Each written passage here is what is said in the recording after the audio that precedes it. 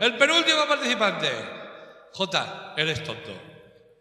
No, que eres tonto en la canción que va a cantar Jota, quiero decir, no es que le decía yo, chaval.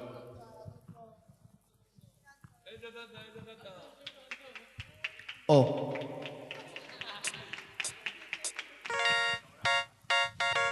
La historia que te cuento es como un grito, una voz desesperada que grita pidiendo auxilio, auxilio por no ver nada que me llene en el camino, auxilio por ver que hay mucha falta de cariño.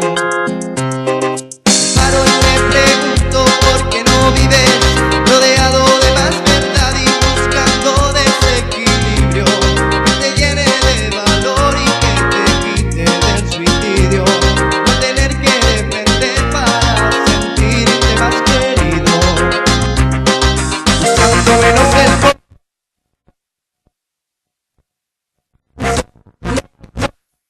si no lo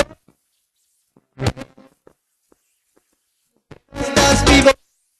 Eres tonto, eso es algo que nació contigo. Y mañana al despertar, sacar de la cama, luchar tu mañana, mirar a la cara que no debes nada.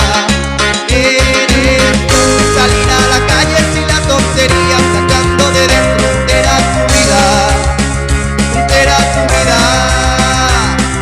Parece que está de moda ir de tontito, aparentar ser la persona que siempre tú habías querido, porque no te quieres aunque sea solo un poquito, porque no eres tú mismo y no algo parecido,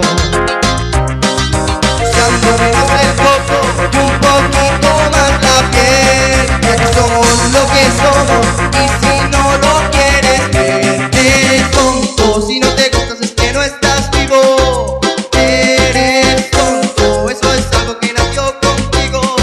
Mañana al despertar, sacar de la cama, buscar tu mañana, mirar a la cara que no debes nada. Eres tonto, salir a la calle sin la tontería, sacando de dentro entera tu vida, entera tu vida.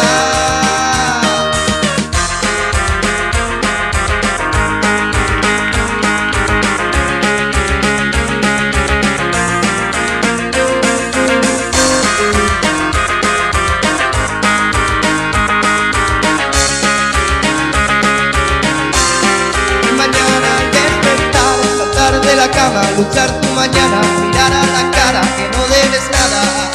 Eres tonto, salir a la calle sin la tontería, sacando de dentro entera tu vida, entera tu vida.